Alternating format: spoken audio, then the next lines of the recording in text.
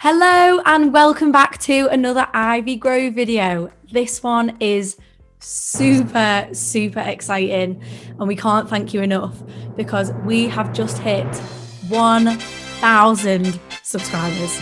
Like, that is just crazy. Thank you so much. It's taken us just over a year, but we are absolutely thrilled, aren't we, Nick?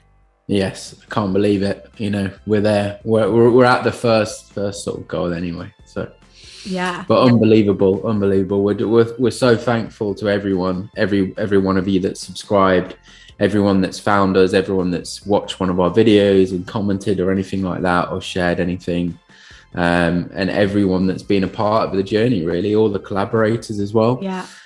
So I'm going to quickly just reel off some stats quickly of that. Like Greg said, obviously you started the channel just over a year ago. 77 videos we've had so far. Definitely. So we haven't missed a single week where we've not done an upload, no. Which is just crazy. I can't believe we've managed to keep that going, even in these last few months for us as musicians that have just been absolutely nuts because everything's obviously opened back up. We've got 56 covers and counting up there. We've had 17, like I just mentioned, we've had 17 collaborators on the channel so far, and that number's growing, and we do continue to we want that to grow. Because that is definitely one of the things about the channel that we love and we want to see more of in future. We've had so far over 100,000 views on the channel. We've had 3,500 watch hours. So 3,500 hours. Like if you think about how much that is, that's how much time. So our videos have been watched.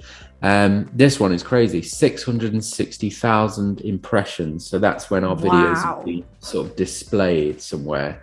And the other crazy one is when you look through the analytics of all the countries. I just can't believe, like, that's what's amazing about YouTube, is the reach of it is literally like the most far-flung place around the planet, like Peru, or New Zealand, or I love seeing all the comments in different languages. Hong Kong, and it's amazing. We're so thankful to all of you, that all those people that have done that.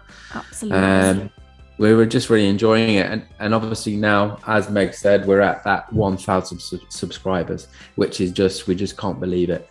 If you would have, back when we were at like 62 subscribers, like a thousand subscribers, it literally just seemed like a mountain to climb. But you know what blows my mind is that collectively I don't have 1,000 friends.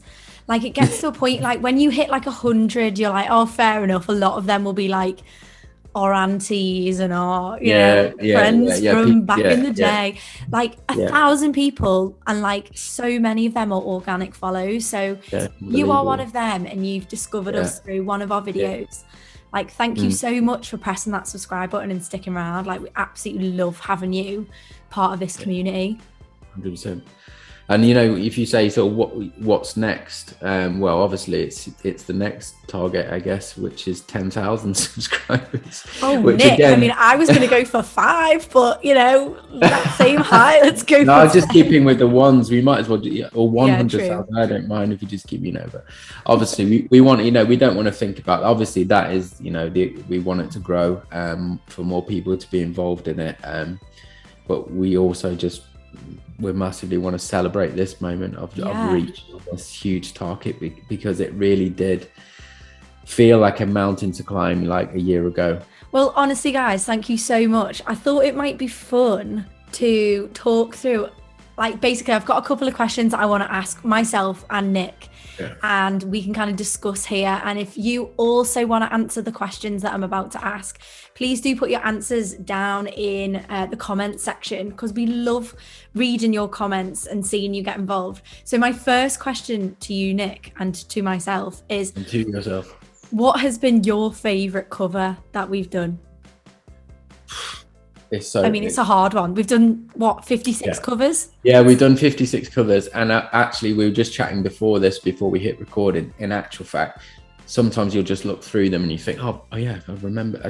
Like, you forgot that you did one of them. I think probably like my favorite one, and also one that I'd sort of wish that people would sort of watch more, because I just love how it came out. And I really feel like fun. I know what I'm going to say. I know what you're going to say. I know what you're going to say. But Midnight Sky.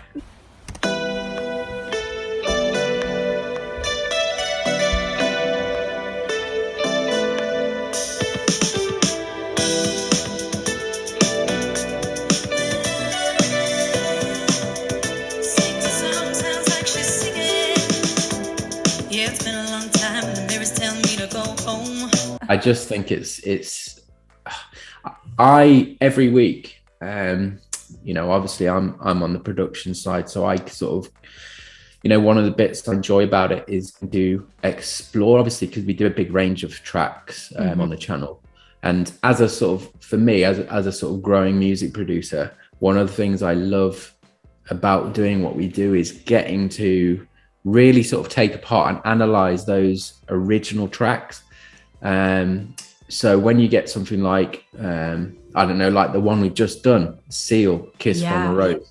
I mean, flip me, the production, the songwriting, like the level of songwriting production on that track. I mean, I said to Meg, like, I would just have loved to be in the studio when they were doing that, because it's just phenomenal. Trevor Horn was a producer on that track, and all the tracks that we've done, they've got an amazing producer's production on them. And Midnight Sky is one of those with, like, it's got some really current, like, guys, producers that have been working on loads of stuff, but just love the track. It's such a great, just modern pop rock track. And we did it really well. That's my favorite one. Definitely. Is it the same for you, Meg? Or no, I don't think that was it was one of my favorites. I did love doing Midnight Sky, and it does make me sad that it hasn't had as much traction as the other one. So please, if you haven't watched it, go and watch it, because like we're so proud of it.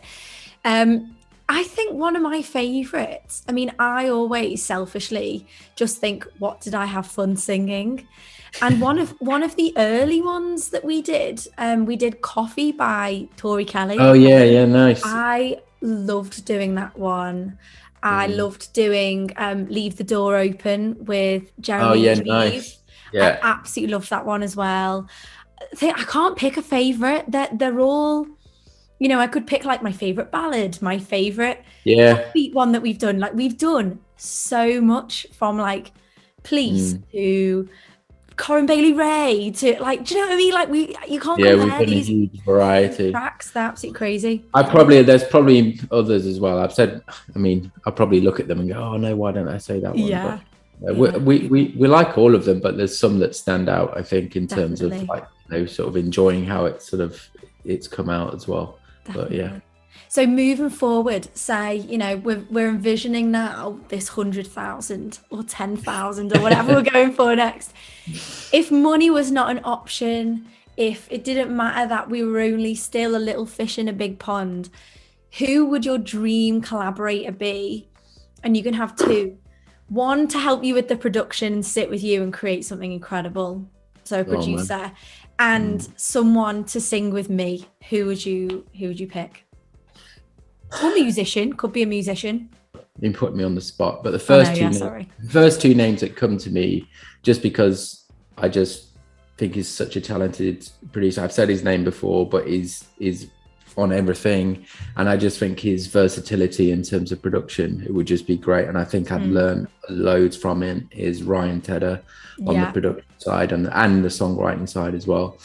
And I think if I was in the studio and then working with like him, or learning from him, obviously, and then if you were on the other side of, doing the vocals with Bruno Mars, I think that would stop.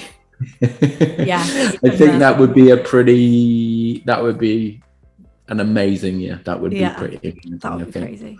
I mean, there are obviously countless others that we could name, but those are just the first two that came to my head. How about you, Mel? How about you? So I would want to work with Mark Ronson. Oh yeah, nice. I like how he goes for like quite like an old school style of production, and I would want to work with this woman, although I would say she would make me look rubbish because she's so good. I'd choose Yaba. Do you know Yaba? Yeah, she's Like, yeah, she's Yeba for unbelievable. me is one of my biggest influences in terms of vocal style, Yeah, and no one can compare to Yeba. I've done, yeah.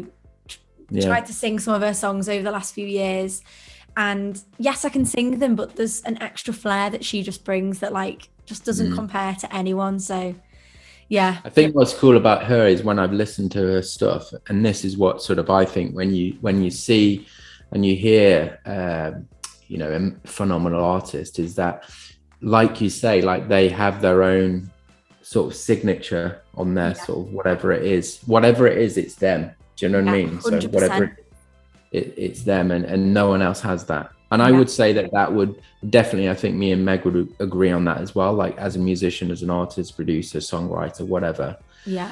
Find whatever your flair is. Find whatever your sort of signature is. Yeah. Yeah. Your signature, whatever that is. And it's been amazing for us to find it through Ivy Grove. I've had like some lovely messages over on Instagram as well. If you don't follow us on Instagram, we're at Ivy Grove Music, and we've also got TikTok as well.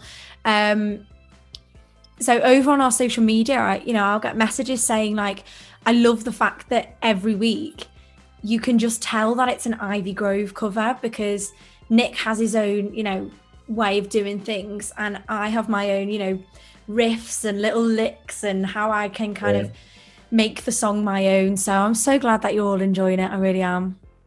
100%. Amazing. Well, guys, we're going to wrap it up here. We hope you've enjoyed this little chat and reminisce over the last kind of year or so. Thank you so much for those 1,000 subscribers. We'll be back next week with some more content, but until then, thank you. Thank you, guys. See you soon. Bye.